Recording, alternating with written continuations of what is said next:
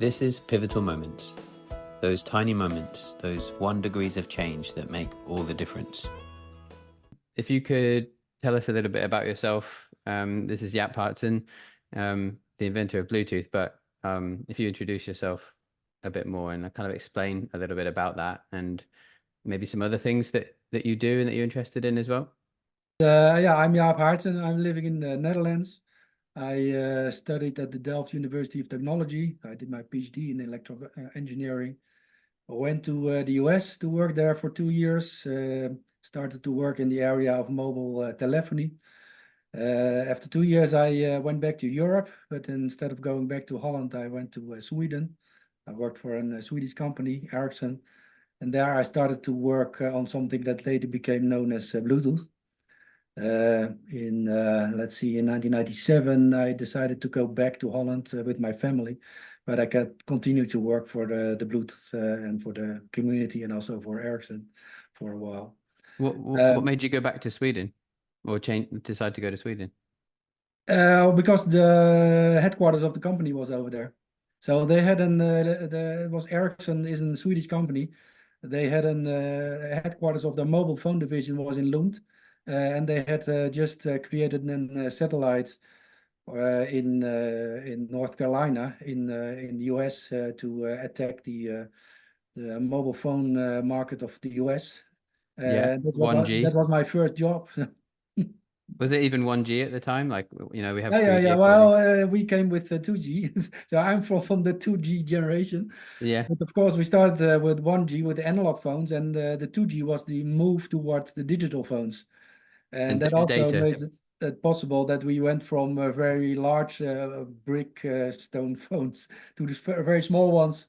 Well, this is the small. I think it was one of the smallest feature phones. Oh, nice. I think I used to have that phone at one point. Yeah, and now we go back to very big ones with big screens. But we had a goal to miniaturize the phones to make them very small. Yeah, I really liked that phone. If I could have that, would that phone work now? Would it take a SIM?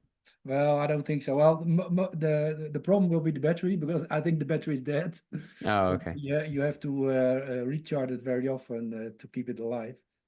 But I guess it would still work functionally because it was a 2G phone. It's based on GSM. Yeah. And GSM is still it's still operational. So, but it didn't have Bluetooth in there. So no. Yeah, I guess that was kind of something that came a bit later.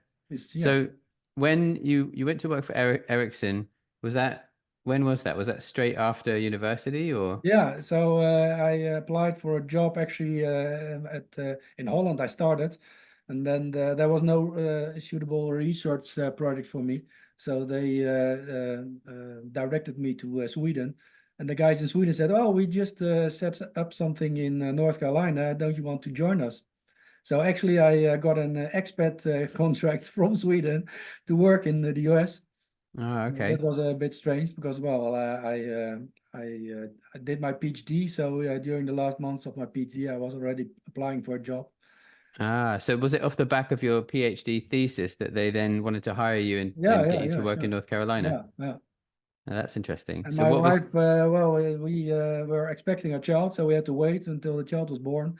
And a month later, we emigrated to the US. Wow. So that's a big move. It must That have was a been. big move, yeah.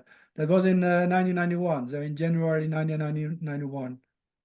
And okay, so I'm curious now about a few things. So what was the title of your thesis? What did you do that on?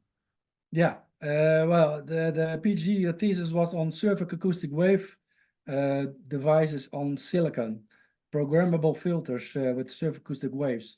And surface acoustic waves are mechanical waves that they move this over the surface of a solid, and you could make electronic circuits with that. Very high, what do you call it?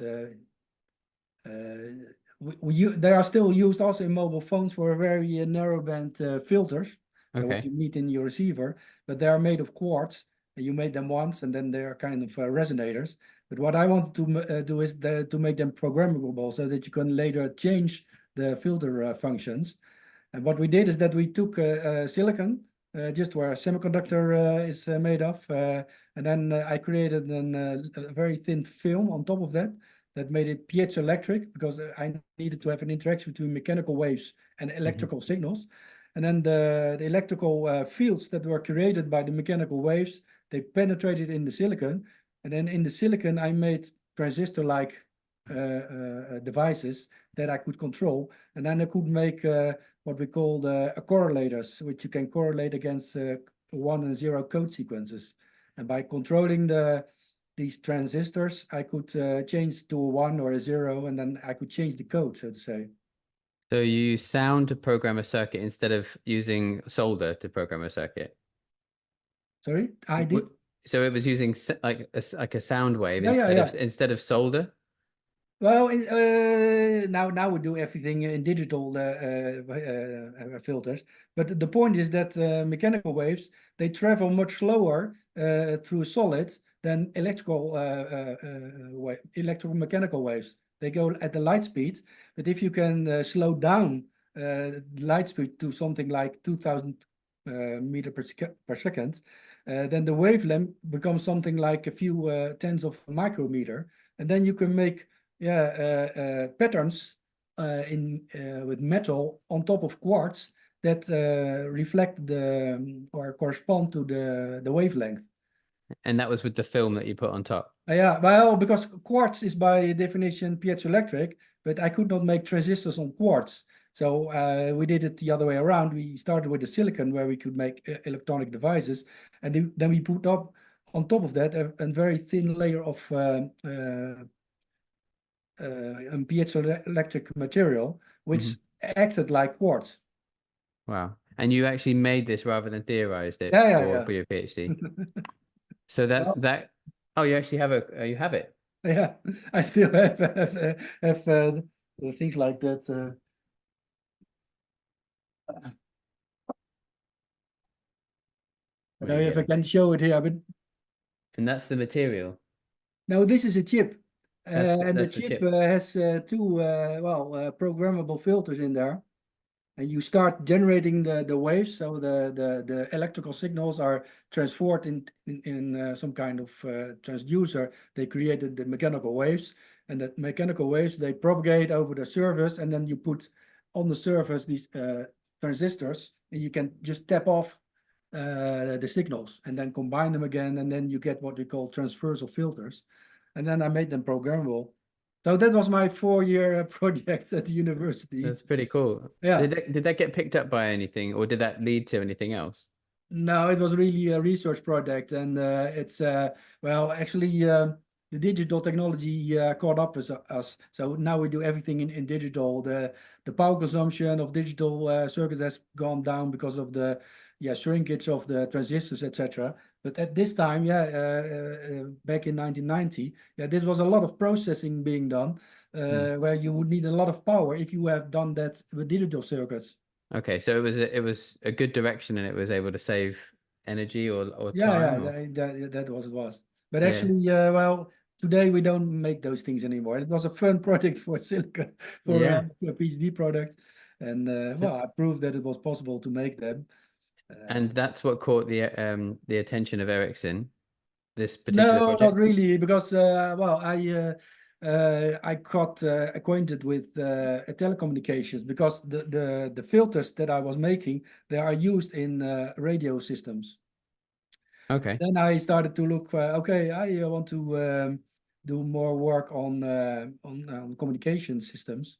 And I thought Ericsson was an interesting player in that field. So actually, this work was more on semiconductor physics, and that's not what they were doing. I was not working for a semiconductor company anymore. I was going to a communication company. And Okay. I liked that. That was a move. So did you apply to Ericsson, or Yeah, yeah, yeah. yeah, and then they said we like your stuff, and at that point then they decided to bring you across. Yeah. So did you do work in Sweden before you went across, or did you just No. you started in North Yeah, I Carolina? made one flight one day to Stockholm to sign a contract. Oh, and then you were gone. Then I went back, and then well, we waited for my daughter to be born, and then we took the plane and we moved to the US. Wow. That's impressive. Was that you say North Carolina? Yeah. in What? RTP, in Research Triangular Park. And it's Okay. called a triangle because there are three university cities over there, Raleigh, Durham, and Chapel Hill. And Okay. it's about 400 kilometers below Washington on the East Coast. So you were working out of a headquarters there, or out of a university, or No, out of headquarters there, yeah. yeah. So actually, we had a joint venture with um, General Electric. No, what was it? GE, yeah, General Electric. So it was an Ericsson GE joint venture that was created to create to create the mobile phones that would be used for the US market. Okay. So to begin with, it was just mobile phones before you began any work on the kind of communications technology Yeah, side of yeah. things. I learned communications at Ericsson. While you were working on other projects, Well, I was working on mobile like phones long and range cellular outside. systems. So I was part of a research department within that headquarters in North Carolina. And there I picked up, all the new stuff about wireless communications and cellular communications. Okay, so that was all focused on long range, I guess, and satellite based and that kind of thing. Yeah, we even did satellite-based things, but mostly land-based. So with Oh, for towers. cellular towers. But we were so Ericsson was divided in two divisions. The one did the towers with all infrastructure and all the switches, etc. That was where Ericsson is strong in and still is. And we were designing the mobile phones, so the portable things around it. Okay, so you actually were involved in that side of things too. Yeah, So kind of the way it looks, or more of the functional side of things. no functional side. Yeah.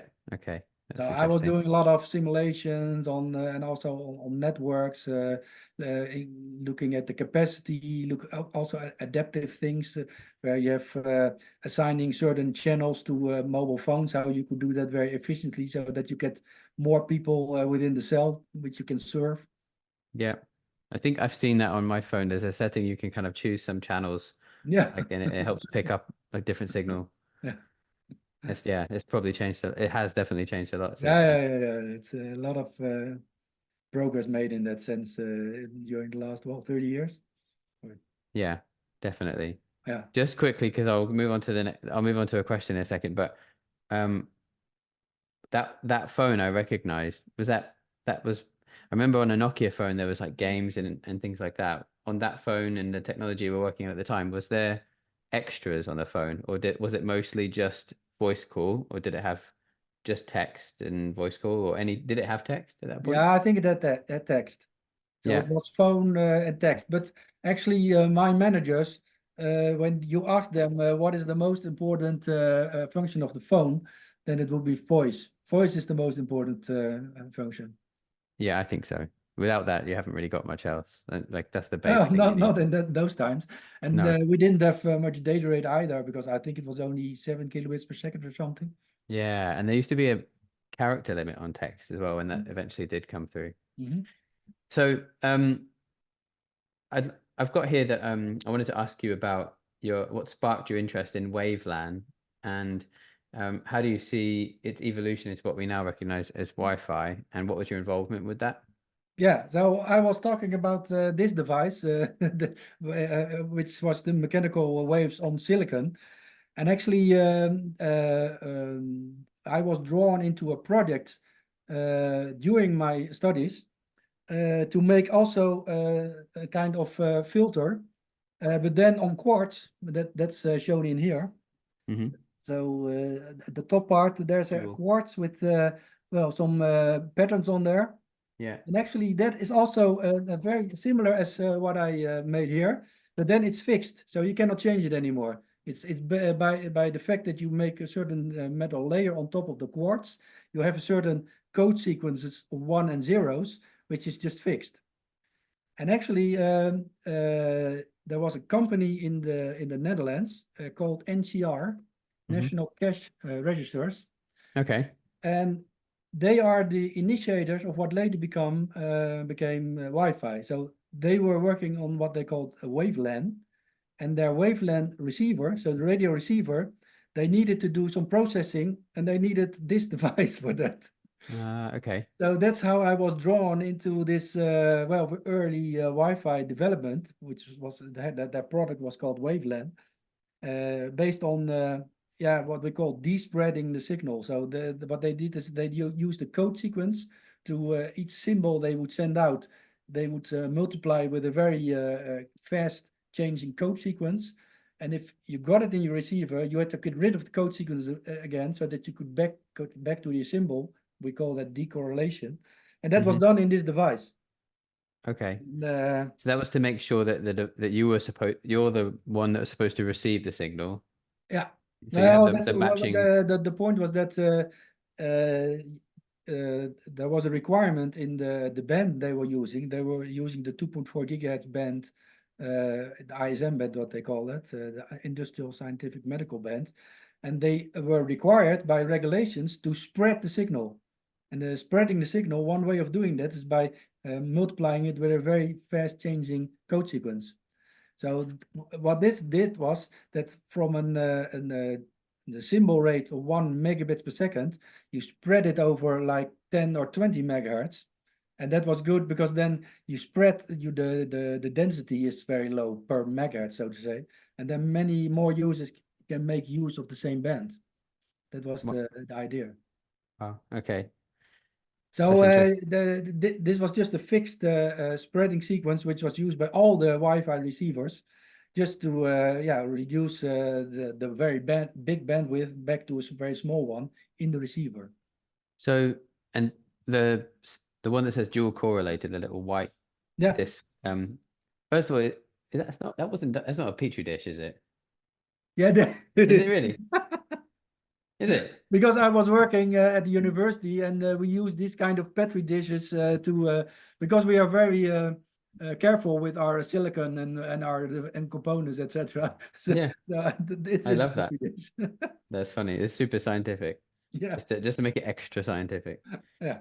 Um, okay, and the dual correlator there in the white disk, was that part of your thesis and your No, no, PhD? no. Or that That was was a something side different. project, and that was mainly to bring in money for my work for the other one, where I did the silicon one, this one. Okay, so that was a passion project, and the other one was more of a kind of a commercial thing. Yeah, correct. Okay, that's And interesting. actually, well, this one was also the first one where I was named as a co-inventor. This is my first patent. Oh, nice. So Yeah. did you have a business partner or someone who you worked with No, it who was this NCR the company company? The that company hired was the us other to do this.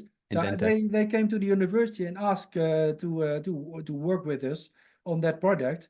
And I was just a student, and I joined them during, yeah, not full time, of course, but to make this. Wow. Okay. And so did you go and seek the patent? No, no, No. because I didn't have enough money to do that. But anyway, the company, the NCR company, they filed for the patent, and I think we were the three of us. So I was the second co-inventor there. I was going to say well, I remember when I was at university and I was full of ideas, but I definitely wasn't thinking about like putting patents on things. I was like interested in like kind of Yeah, creating yeah, things. And yeah. Me too. so it would have been impressive if you were actually putting out patents at that age, that, Yeah, yeah. alongside inventing things. That's very cool. So your transition from Waveland to focusing on mobile and indoor communications was pivotal. Can you share what motivated this shift and the key challenges you encountered during this phase? Yeah.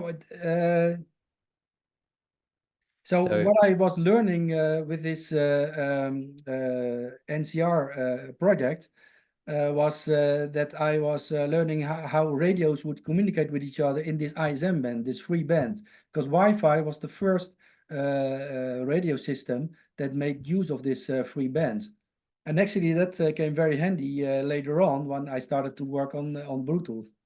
So it was in 1993, I moved back from US to Sweden. And let's see. At that moment, well, let me first tell you a little bit different because I was already working on indoor kind of communications when I was in the US. Because I started with the cellular systems, as I told you. But Hmm. at a certain moment in time, we were thinking about using the mobile phone in your home as well. Okay. And Oh, wow. Okay. we did not like to connect it then to the base station because then we had to well pay the high tariffs controlled by the provider, the operator. So Hmm. we thought of, okay, if you now put a base station that is well basically your own base station, you connect it to your wire of the DSL, and then you connect your phone to it when you're at home. So you're not dealing with the operator anymore, but Hmm. you yeah do it with your own base station. We called it the home base station. Yeah. And Uh, that was a because I guess back then signal wouldn't have spread as much. People wouldn't have found it as easy to get signal. And so inside the house, I guess why I kind of mobile phone signal was not as Yeah, well, good or the coverage was not that great yet. Indeed, in very many parts of the US, you had blank spots where you didn't get any coverage. And of course, when you were at home and you could just use your phone for free to a base station which was very close to you, yeah, that would be great because it actually would uh, replace your cordless phones, the phones like we had for yeah. DECT, well, you could just use we were also thinking, okay, we use a DECT phone and we have a mobile phone and we put them together, but Yeah. that become a very clumsy, thick, broad thing. Yeah, I guess so. So Yeah, it has to be we wanted to multifunctional. reuse the cellular phone also for this.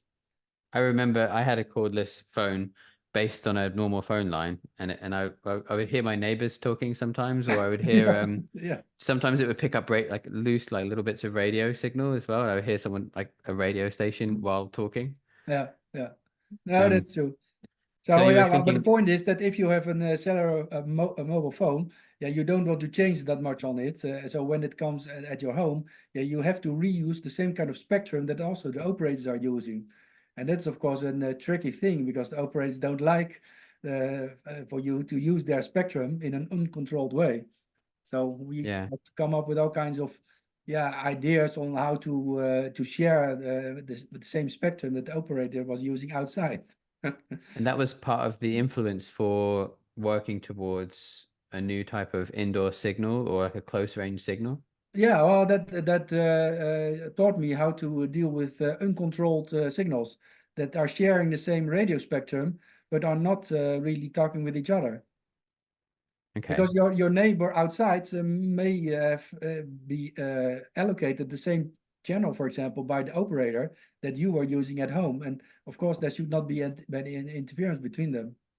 So I'm going to ask you, I want you to go into layman's terms here, because there'll be some people that will watch this and they'll be bamboozled by the first part of the conversation and they actually won't they'll use Bluetooth, but they might not truly understand what it is. So in the simplest possible way, as if you're explaining it to a 5-year-old, could you explain what Bluetooth is kind of and how it works, signal received, signal sent, that kind of thing? Okay. If you could do that, that would help. I know some people will watch this and they'll Um, find this useful. Well, we are not using the spectrum of the operator, so we are using a free band, the Wi-Fi band, as I explained in the beginning. Hmm. And to use that spectrum, you're not yeah, everybody is allowed to use the spectrum, but there are some restrictions how to use the spectrum. You're not just can put a radio in there and start transmitting signals. They have to be spread over the what we call the 80 megahertz. So that's the bandwidth of this whole band in this radio channel, and they have to be spread out evenly and in a randomized way, so that if your neighbor is using it, you're not colliding all the time. You're not reserving a certain part. It's like if you would compare it with an highway where you have all kind of lanes where Hmm. cars can drive. Yeah. You should not reserve one lane for you only, but you should use all the lanes. Yeah. And That that's makes what sense. Bluetooth is doing. It hops from one lane to the other lane in Okay. a specific pattern, and that pattern is unique for your communication. your neighbor will have a completely different pattern. I And see. once they do that in an uncontrolled way, so they do not coordinate the transmissions between you and your neighbor. And sometimes they fall on top of each other. You drive in the same lane, so to say. Hmm. And then what we have is a collision, and then the packets you are sending, so the information you will send, might be corrupted. But what we have done in Bluetooth is that once things get corrupted, you check for that, and then you can ask, "Oh, send me again because it was corrupted." And your Yeah. neighbor will do that as well, but you will very probably not be on the same high lane again, but on different ones. And then Okay. you have So an like okay connection. corruption of data is built into it. And Yeah, I know CDs used to have it for scratches. They used to have, I think it was was it checksums or something like that, where yeah. And then so you it's the can same kind of check idea. exactly, and then you could correct for that with the additional information you got. And actually, Bluetooth is doing it in two ways. There's a little bit of that you have redundant information, so you can correct if there are errors. But if the errors are so many, well, then yeah, there is no way of restoring it anymore. Then you just ask for a resend the same packet again. And I We guess call that nowadays, ARQ, automatic request transmission. and I guess nowadays it's probably so fast and so advanced that even though it's probably erroring and the corrupt data is being sent, everything's still not noticeable because No, like if you're at a football stadium and everybody's using, say, Bluetooth, like a lot of people are using their Bluetooth headset or yeah, AirPods or yeah. whatever, tons of connected devices, they must be overlapping constantly. Yeah, but the point is also that you have a distance advantage. So if somebody is 10 meters away from you, your signal will be received much stronger by your headset than what the neighbor 10 meters away is sending. So even if Okay. he is sending on the same channel, then most probably your signal is so much stronger that you will not have any problems with errors.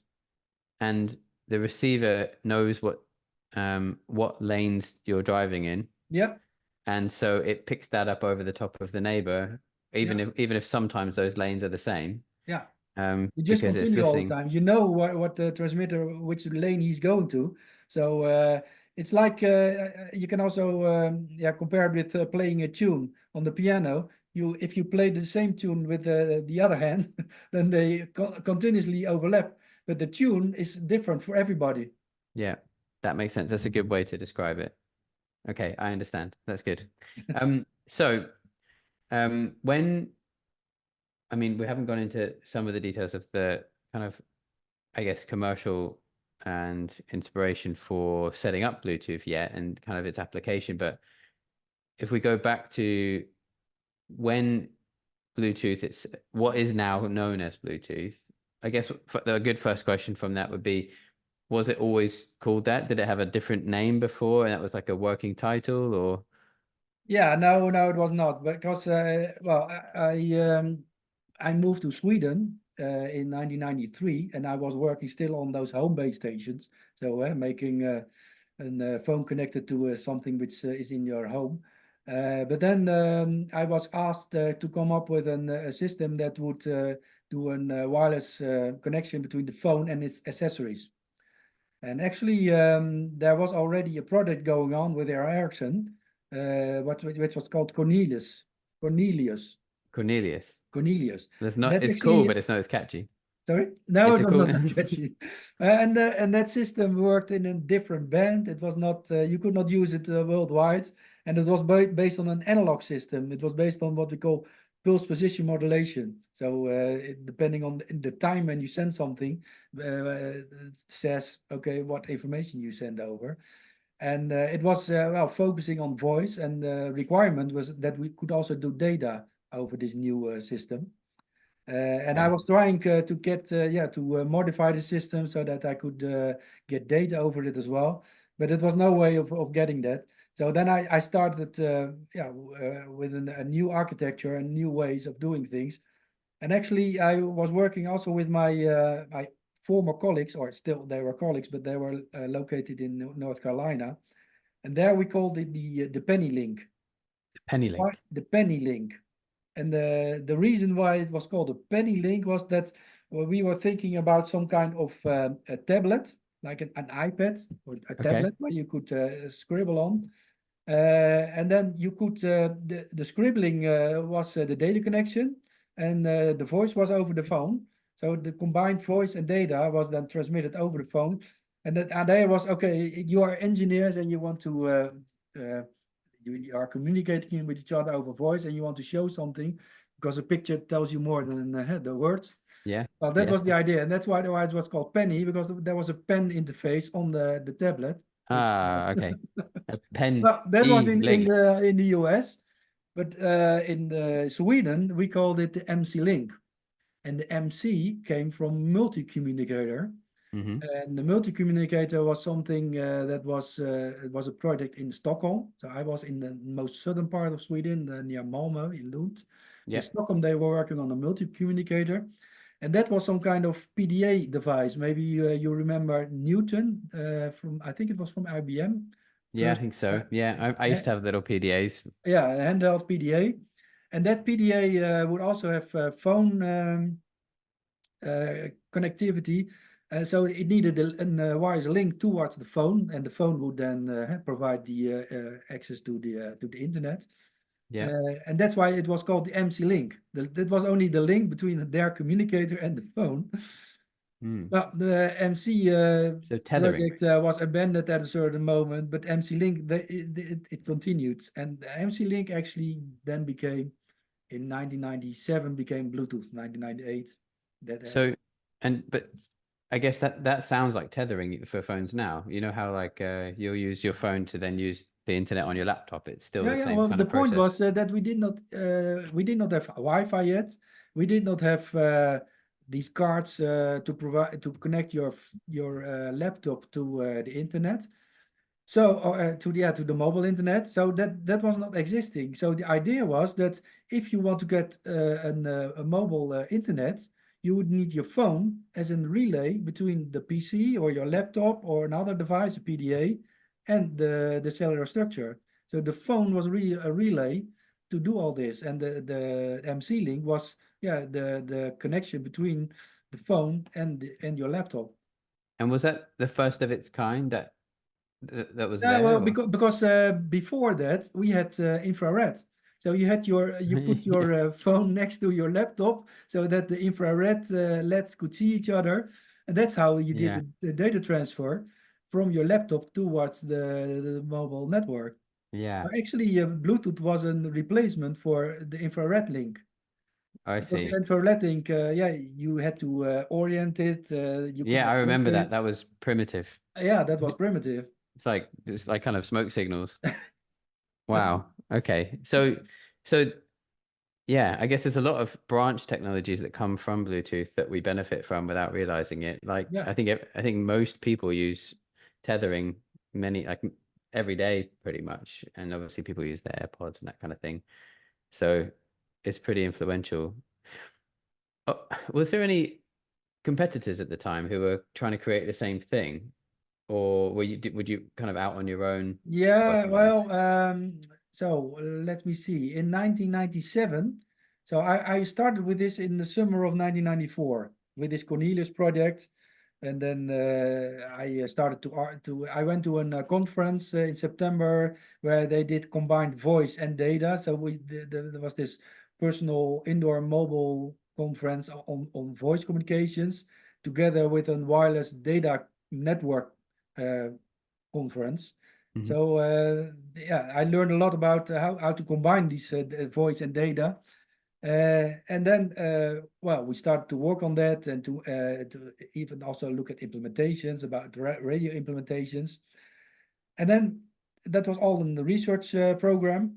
And then in 1997, the management of my division, they understood, okay, to make this is something that really takes over the world, then we need to create an ecosystem. So we make mobile phones, but yeah, we don't make laptops or mice or game controllers. So we have to get partners also interested. Hmm. Yeah. And then one of the partners who wanted to we want to cooperate with was Nokia, which was also a mobile phone company. Yeah. Nokia was also already working on something with what they call a low power link towards their mobile phones. Mm-hmm. But yeah, we were so much ahead that we convinced them to abandon their product and jump on the wagon with us, because that would make the fastest way of getting products out. Yeah. So and So they were Nokia. I mean, they were big here in the UK. My first phone was a Nokia. yeah, sure. Um. So they were So an important player. They were the main competitor of Ericsson at that moment in time. You had Nokia and Ericsson, and both on the phones, but also on the networks. yeah. Well, I mean, the interesting thing is, Bluetooth is now more famous than Ericsson. It's kind of given birth to something which is bigger than itself. Yeah, but that's also a little bit misleading because Ericsson is not really a consumer company anymore. Oh, okay. It's gone more So kind of they are still B2B. very big, but they're making now the base stations, the towers, the switches. Uh, Ah, I see. I think most of the data, if you make a call to somebody, or it's going through Ericsson switches and equipment, Ah, so but it's as a still consumer, alive. you It's don't just see that anymore. yeah, I see. Right. That's really interesting too. So it wasn't when did it get changed to be called Bluetooth? Was that marketing that decided to call it No, that or no, well, in 1997, we approached Intel. And Intel was very interested into this link because they were thinking about these laptops and they wanted to connect to the phone as for this hotspot, the tethering you mentioned. hmm And actually, they were very much driving also to get Bluetooth ecosystem with different partners. And it was a colleague of mine who was working on radios who was explaining the Swedish history at the time to one of those American colleagues of Intel.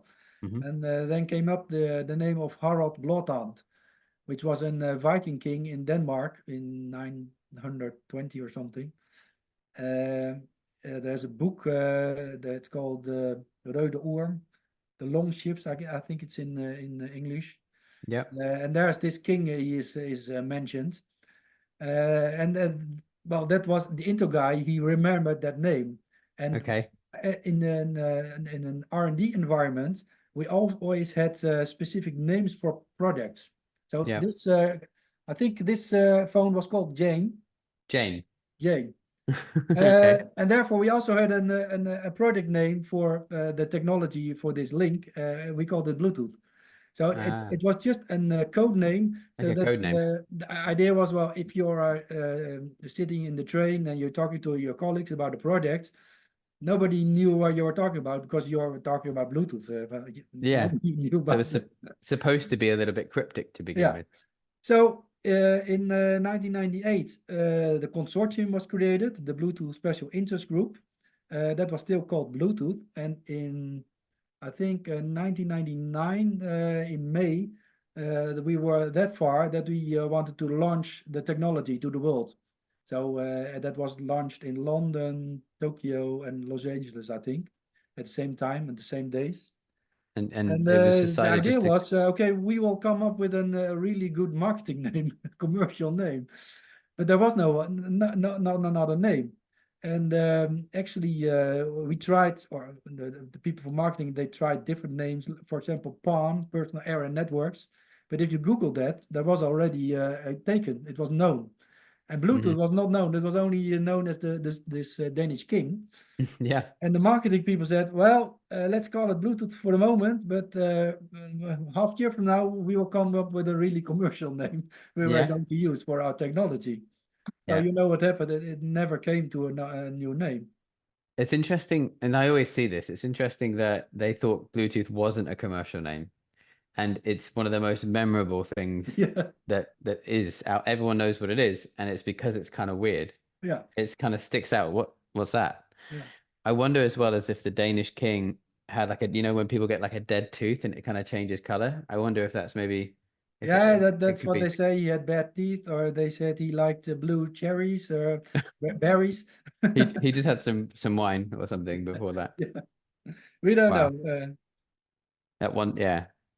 It's crazy to think that maybe a Danish king had a dead tooth and it turned into a massive technology Yeah. network that everybody Well, uses. they made the Bluetooth special interest group made a nice story around it. They said, well, that king He spread out Christianity in this Nordic world, and he made peace between all the tribes. So instead of fighting each other, they were starting to communicate with each other. Right. That is Yeah. what Bluetooth was also doing. Yeah. So it's like it's kind of a symbol for communication. Exactly. And That's pretty nice. unifying the people. And it has actually to a certain extent. I think any communications technology where people can, well, like being able to transmit a picture instead of 1,000 words kind of thing. I think any type of communications technology is a move towards peace in the long run Yeah, it is, I because think. that's the only reason why I think anyone goes to war or argues is because there's some kind of lack of communication. Mhm. So I think it's a pretty honorable thing to be Yeah, working in, yeah. even if you didn't realize it at the time. You're, probably more focused on the science behind it, but it's really interesting. Yeah. Um, so what have I got next? So innovating isn't without its challenges. What are some of the significant obstacles you faced while developing Bluetooth, and how did you navigate these to achieve like Yeah. worldwide market acceptance? Well, there are a number of things. What I was talking about, these highway with lanes, we call that frequency hopping. So we hop from frequency from frequency to frequency. And frequency hopping is very nice once you are synchronized with each other. The transmitter is moving to something, and the receiver knows exactly where he's moving.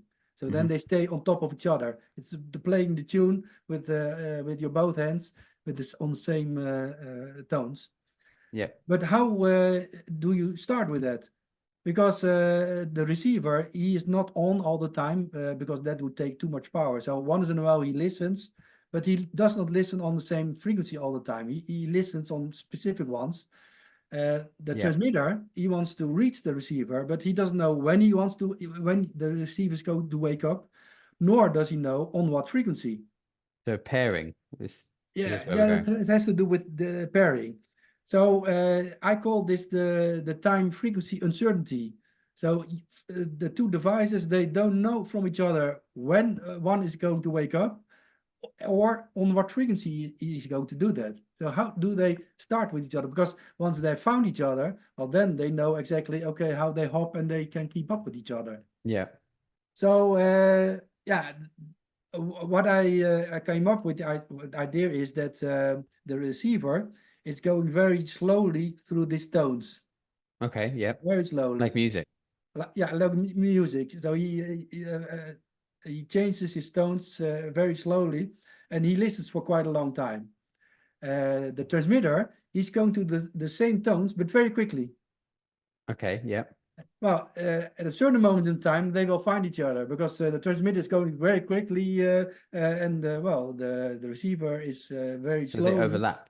And at a certain moment, within a second, I made it such a way that within a second they recognize each other. And once they recognize each other, they just exchange some communication and they say, okay, this is the hopping pattern we're going to use with the both of us. And then they are doing that at 1600 hops per second. So quickly does it move through the spectrum. Okay. So yeah, that was the first challenge. So for Flick to get two radios You synchronized. get them dancing in step. Yeah, a dancing step. Yeah, right. And the other one was about how we combine data and voice, because that also was unique. Because the cellular systems and the Cortex systems, they were all focusing on voice, and the data systems like Wi-Fi, they were very much focusing on data. How do you combine that? Because your voice is a continuous stream. You cannot allow any delay because, well, when I stop, nothing Yeah. happens. So It makes you it want to makes it hard to continue. understand.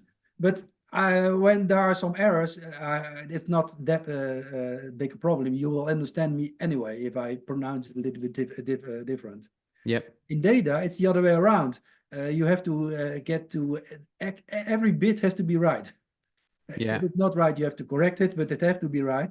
And sometimes you can allow a little bit of a delay. If I send you a new document, you can wait for extra 500 milliseconds or something. Mm. So I combined that in in this protocol where I made reservations for voice that they always at a very fixed period you could send your voice packets, and in between you could randomly send your data. So and that's still Okay. in the Bluetooth specifications. We call the voice links are the SCO links, synchronous connection oriented links. So they are synchronous. It's done all the time. Hmm. And then you have the asynchronous connection-less links. That's when the data flows. And yeah, that can be at a very bursty way So synchronous for voice and asynchronous for for data. for Yeah, data. and that So combined on one link then. so it doesn't have to, yeah, it doesn't have to wait for its next package. It can just it comes when it comes. It Whereas comes when with it comes. Yeah. yeah, Well, whereas with the voice, it has to come when it comes. yeah, Um, and they all the receiver knows exactly when the voice is coming because it's a fixed period between the a fixed time between the packets, the voice packets so I've got two questions. 1600 hops per minute, is that per still second. the per second? Sorry, per second. Yeah, per minute would be very slow. So if you have 1600 hops per second, how much data is that in a second? Well, we could go up to the maximum data rate is 3 megabit per second. And is that still the case now, or have they sped up the amount of No, hops? no. Well, the first one, the first release that came out was 1 megabit per second. Okay. And So it's actually, slightly slower. when I was working on the MC link, it was like 128 kilobits per second because I thought, well, you have a phone. The phone does not support more than 7, 10 kilobits per second. Let's make it 10 times as much. So I made it 128. But Okay. then the Intel came along and said, well, we have to be a little bit more future-proof. Let's make it another 10. So then we had 1 megabit per second. That was the peak rate of Bluetooth in the beginning. Hmm. And later on, we increased that to 2 and 3 megabit per second. And would you know what it sits at today? Is it the No, same, or it's still that. it's still that? Yeah. I guess that's all that's neaded probably for Yeah, like so with the the voice. applications, it's that we were very careful that we did not, yeah, increase the power, increase the data rates too much because then, yeah, it would take more power, it would be more complex, it would be more costly. So we Hmm. also always wanted to have the focus on low power, Yeah. simplicity and low power. Which makes it work for things like mobile phones that have limited power supply in a battery throughout the Yeah, day yeah, and that kind of thing. exactly. So it's practical. That It's makes sense. practical. Well, and it's well, if you look at the applications we want to do it, if you want to send video over it, it will be quite difficult. But for most of our applications with the phone, it's like a headset, or it's well, we use it to game controllers, we use it for mice and for keyboards. Yeah, you don't need that high data rates for that.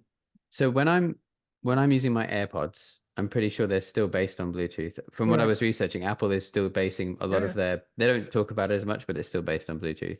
correct. Um, when I'm hearing sound and I'm speaking into the microphone and that's transferring back to my phone from my AirPods, is that on the voice side of things within that specification? Is that still using that? What do you Yeah, think? Or do you think it's yeah. using data? No, no, it's still using that voice. Which is why it's in sync and fast and Yeah, but when I then click to change the volume, that's going over the data channel. correct. Wow. Yes. That's so it's still exactly the same specification Yeah, as yeah, when yeah, you set it up. yeah. That's really interesting. Yeah, because the function has not changed and the requirements have not changed. For voice, No. it's still the stream you need, and for the buttons, well, it's just one press, and then you can release the data link again. Yeah, it's amazing that a need was recognized and solved like a couple of decades ago Yeah, or more. yeah. And the need is still the same. It's not changed. So the solve is still the same. Yeah. Now And that part yeah, of that has not changed. Of course, a lot of other things have been built on top of the specification. So because when I wrote the specification or I was involved in the specification, it was a few hundred pages. I think it's now like a few thousand pages yeah, thick I bet. specification. So Yeah, lots of people working on it yes. constantly. Yeah, makes sense. Um, was there was there anything that happened which may have stopped everything? Like, did you hit any blocks where, Yeah. Well, um, I'll tell you, that's one of the pivotal moments, I would yeah, say. yeah, it's what we're here Because for. I was talking about the how to get two radios in sync, Hmm. the time frequency uncertainty, and well, the more the bigger uncertainty you have, the longer it takes to resolve this uncertainty. Yeah, And one of the certainties was, okay, which frequencies are you listening to? If it's only two, well, then I only have to chance one or chance only the second one, and I can quickly find you. However, the regulations of the FCC did not allow you to use only two, because they said, well, then you are making too much use of only those two frequencies. I see. Okay. Yeah, just that's why Actually, the spread was yeah, important. that's why it's right. And they say you have to at least use 75. Well, I was not using 75 because that was a lot. That was Yeah, many. too much. So it would take a long time before they would have found each other. I was using 32. But And you didn't even need to use 32. You were just trying to help like meet the requirements. yeah, well, yeah, and to speed up this requirement by reducing the uncertainty in the frequency. However, the FCC did not allow that. They said, okay, if you are going to do that, that's okay, but then you're not allowed to use a power output of more than 1 milliwatt. That's how strong your transmitter is. And if we would have done that, yeah, then we would not have had enough range of the Bluetooth system. No, you'd be back to infrared range. Yeah, almost. I think with 1 milliwatt you can still get a few meters, but not when your body is in between or something like that. Yeah. So I had a problem there because actually this was playing around 1998, and we had come already quite a long way with the consortium. People were making well, implementations. Silicon was being made. The chips were being made, and we would have had a system that would not have been allowed by the regulators in the world. So I came up with a very lucky idea, Yeah. and that is I was when I was looking for the receiver who I wanted to connect, I was sending a code, just a code which was corresponding to the identity of that receiver. Now, Okay. that code, you may recognize my previous discussions about code sequences with for example, Wi-Fi, where we did the spreading. Mm-hmm. That code was what we call that direct sequence spreading. And that was another way of spreading your signal in the band. And Okay. now I was using the spreading and I was using frequency hopping. And together, that was allowed by the FCC to make this system work with only 32 frequencies to hop over. Okay. So you spread across 32 frequencies to do the connection and then go back down to the less in order to No, do no, the no, no. I during the startup, I only used 32 frequencies because I wanted to speed up the connection establishment. Mhm. But once I'm in connection, I'm going to 78 frequencies because then there is no uncertainty anymore. I know exactly where the units are jumping at. I see. It's Okay. only in the beginning, but in the beginning it was less than this 75 required by the FCC. And then I said, well, okay, let's combine that with the sequence, the coding sequence, which is being sent out. Yeah. And And that's how you do it. I still have the facts of the FCC, the US, Yeah. dated in July 1999 or June 1999, and the specification came out in July 1999. So 1 month later. And I know for sure that, well, we would have a lot of problems if this would have been succeeded. Yeah. Because If they then, yeah, denied the it, system then would have not have been allowed only at very low power levels. And that would, yeah, not be very useful, of course, for the use scenarios. and if that stopped the development or changed the development and it became a lot less useful, we would live in a different world right now. Yeah, well, the point was then I think the people had to go back to the drawing boards. All the investments made for yeah, product designs and chip designs, etc. Yeah, that would have been a nightmare. Yeah, I bet. Well, so I'm very I don't think that many also people within Bluetooth community realize this. But yeah, I feel it as a pivotal moment at that moment that I came up with the solution to solve this. Otherwise, we would have had a showstopper for the entire system. Can I ask you a question? When you came up with that solve, had you been for, I don't know, a few hours, a few days, maybe even weeks, Okay. been blocked and thinking, Yeah, how do I I don't solve this? actually I don't know because the Were you point having a was that shower I or a did walk? I did not change the system at all. I already used those sequences in the beginning. I already designed it that way. It was just my interpretation of it. I said, oh, but the thing that you are sending out to the other side, his identity, you can interpret it that as a code. And then combining that with the 32 frequencies, well, then we have a hybrid system, and that will pass the requirements of this FCC. So as soon as you were presented with the challenge, you just immediately came up with the answer, or did it take you some time to, did you hit your head against the wall for a little while and have some time of being really frustrated until you No, came up well, with the solution? I'm trying to say that the solution was already there. It was already It's there. only that I didn't see it because Okay. But so when you did see it though, was that, did you have like, was it like a eureka moment where you were like, I could do that? yeah, well, it was 25 years ago. I don't I'm know trying to anymore. remember. Well, the reason I ask is because every time I get stuck with something, or we have a development team at Pivotal that constantly, they're solving problems, and they regularly everyone hits a block and they get stuck and they either go for a walk or we call it shower thoughts. Like Yeah, as soon as you're not trying to come up with the answer, you might be having a shower or going for a yeah, walk, yeah, yeah, and all of yeah, a yeah. sudden it just hits you in the head and you're like, I need to go write this down, and then you have the Yeah, well, solution. that's right. I don't know whether that was in this particular moment, but you're right about that. And I have that during when I go to bed, my head continues to go. If I'm in the shower or if I'm biking, of Yeah. course, It's when you're your not mind trying to. is going through that all the time. And yeah, that's an invention process that I recognize. Yeah, Yeah, it's a great feeling, but it's yeah, also it comes out of huge frustration generally. Like I'll yeah. I'll But I'll feel that on a regular basis when I'm yeah. developing things.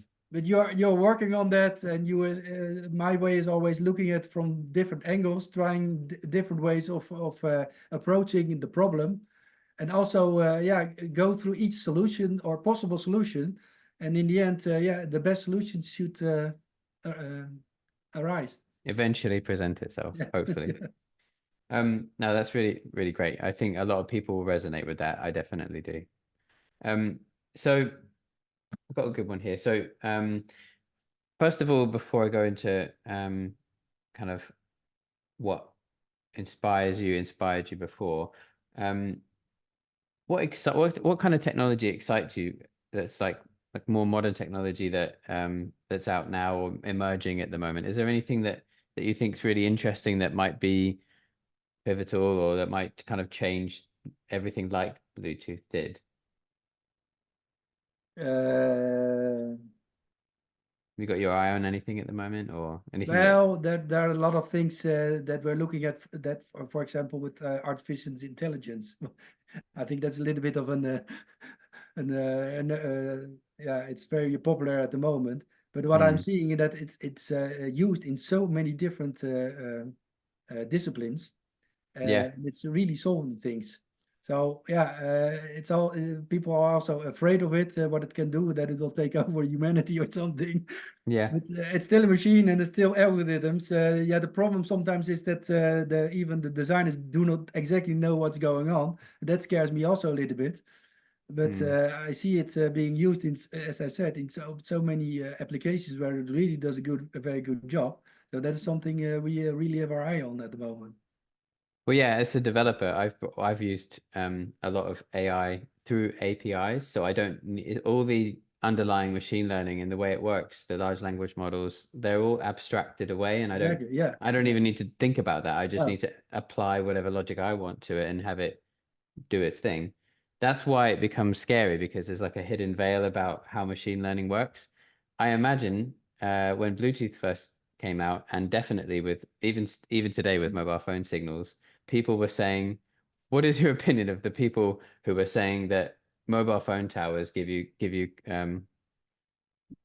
I won't say it because they'll probably flag me on YouTube or whatever, but that pandemic thing that happened. yeah. Yeah. Yeah. Yeah. Yeah. Did you Yeah. did you I, you heard about that? yeah. I heard about that. Yeah, but my opinion is that they don't know what they are talking about. If you don't have them, yeah, I compare it a little bit with when the trains were introduced in 1860 or something. People got ill because of when they were riding the train. Uh, I didn't know about that. Yeah. The cows they gave sour milk, and so you always have during all the centuries you see that if new things come up and people don't understand what's going on, then Mm. all kind of bad things happen because of that. This like the witchery. They just Yeah. they just don't understand it, so they just No. assume it's causing all the No, problems. that's if I would be pushed back into the Middle Ages and I would show what I'm doing with Bluetooth, the people would also think, okay, this is magician. Oh What is yeah. he doing? Yeah. Yeah, He's making things move yeah, and like exactly. transferring information And without that's seeing I it. think it's only about the lack of understanding and knowing what's going on that Mm. makes you that way. Yeah. It's really yeah. People people are interesting. So for aspiring innovators and technologists who admire your work and are already inspired by what you've done, what advice would you offer to those looking to make a significant impact in the world of technology? Yeah, let's see. 'Cause, I mean, you've inspired me, but before we even started this. Yeah, well, if you come up with an idea and you are working on something, you really have to believe in what you're doing. So that's the first thing. The point is that if you have a new radical idea, you always have people that are going to oppose you. So because people are used to things what they You've know been about, listening to and Pivotal they really Moments. like to You can check out extrapolate the on rest of that. our They moments really on our like to website, evolve what they are doing pivotal.digital and what forward they know slash of. But moments. sometimes you Thanks for really need listening. to have a revolution rather than an evolution. And Hmm. you will always have people trying to convince you that, well, you should not do the revolution part, just evolute or do the evolution thing. Yeah, So yeah, and the disrupt. revolution, this requires changes. So I would say, believe in what you're doing, stick to your plan, find the right partners to accomplish what you need to accomplish if you can't do it on your own, and keep Mm. your eyes on the ball and the end goal. Yeah, so stay focused. I think sometimes people are especially early young people who are quite innovative and have a lot of, I guess, entrepreneurial or they're technologists or they're inventors. They want to do a lot on their own. And I think collaboration and communication, but collaboration is a huge factor for success. Being Right. like that's how we took down woolly mammoths. That's why we're the apex like creature on the planet because we collaborate. Yeah. And I think that you're a testament to collaboration because you weren't just collaborating with a few people. Like there was Intel and Ericsson and GE and everyone in your lab and communication must have been at the center of Right. the success of everything you've done and Well, collaboration through it's communication. sometimes if you want to do things fast, you can do it on your own. But if they say there's this African verb, if you want to go fast, you go alone. If you want to go far, you go together. Together. And Yeah, I that's a think good phrase. what my manager at Ericsson, also with the home base station and also with Bluetooth, what he did was that he tasked me to come up with a seed. So start up with an idea, describe it, to do it on my own, very, very focused, and Hmm. then get in others who can then shoot on it, and then we can come up with compromise and then change things. And that combination of doing things very fast in the beginning so that Yeah, you have something to discuss, acceleration at the beginning. and then come up with something that you do together, because to come up to just by brainstorming itself, that not always works, because then you don't have the focus yet, and you go Mm. all the way and you make already compromises where you don't want to do that yet. Yeah, I think there is something in that. I think when people get together because people are naturally quite collaborative, they want to evolve something rather than revolute. Yeah, yeah. They want to evolute. And then so being on your own in the beginning to come up with those disruptive ideas and to challenge things without anyone around you to try and seek approval of is really healthy in that ideation stage. And I actually know a lot of creative people that I know need that headspace. They want to be kind of out doing their thing, and then they come back with the original, fresh, creative, disruptive ideas that are different, and then they then form something which can be worked Yeah, on as a yeah, team. So I that's think you've that nailed it there. that That's a really nice way to put applies to it. me as well. Yeah. Yeah, that's really interesting. And also the name Bluetooth itself being a bit of a challenging, kind of a disruptive.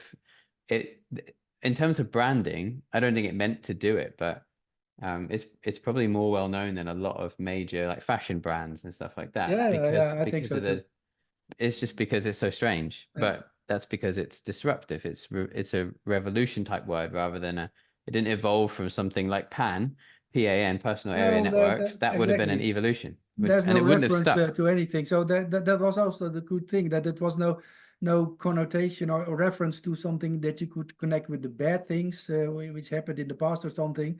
And also that most people in the world can pronounce it in a rather proper way. Yeah, It also helps. and you visualize it as well. It's that you Yeah. get an instant visual when because it's describing, right?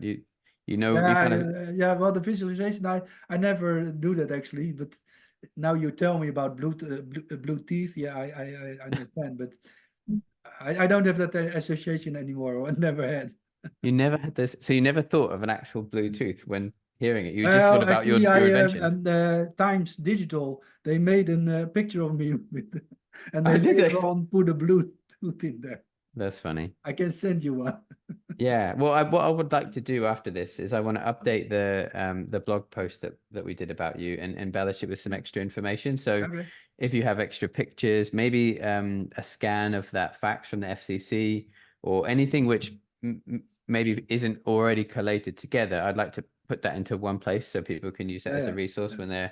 when they're researching. I really think from looking at the traffic on the page, it looks like a lot of university, like a lot of people are using it for their research papers or their Okay. Yeah, as a yeah, reference point and stuff. yeah. So, Okay. Great. so that if adding more information will just make it more valuable there, and I'll upload this video to that too. But yeah, that's great. So the last thing I was going to talk about was mindset, and we covered that really well just then, and it's really interesting. I totally resonate with everything you just said. If you want to go fast, go alone, and if you want to go far, go together. Yeah. And actually combining the two is something I never really thought about. Yeah. But actually doing that means you get that acceleration before you then put on cruise control when you Right. work with your team and you then get the distance. Yeah. So that's a huge takeaway for me actually from this. I love it.